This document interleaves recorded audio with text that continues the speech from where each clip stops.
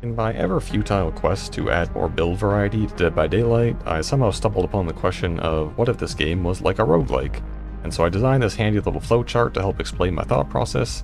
Essentially, you start as a perkless, add-onless randomite killer, but you do start with one progression point. And you can use this point in one of three ways. You can either get a randomly generated perk to add to your build, you can unlock an add-on slot, or you can re-roll the killer you already have.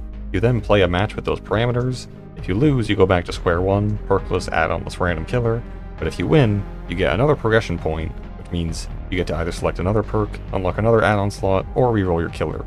And if you get a randomly generated perk or an add-on slot and later decide to reroll your killer, you keep the add-on slot and the perk. So it's a little bit of progression there. I'm now going to show you some resources which you can use for free to randomly select your killer and perk. So this is my wheel. I put every killer that I own on this. I'll put a link in the description if you want to borrow this wheel. You can use it for yourself, add or remove killers at your whim. But we're just going to give it a spin and see who we get for our first killer. And it looks like it's going to be Demogorgon. So that's a killer I'm pretty happy with. So I could have the option here to spend my point to re-roll this. I'm not going to, and I want to get a perk instead. So this is Nightlight. It's a really good community resource for Dead by Daylight, and what you want to do is click Personal Stats and then click Unlocks after you've made your profile, of course. And you just want to go down and click basically every perk you own, every character you own. This will ensure that the perks you get out of the randomizer will be ones that you actually own. It won't give you ones that you don't own, and then you have to keep randomizing. Once you're done with that, scroll up, go to the Build Challenge. So this will give you a unique build that no one has ever uploaded to the site before. This is basically how you get 4 random perks.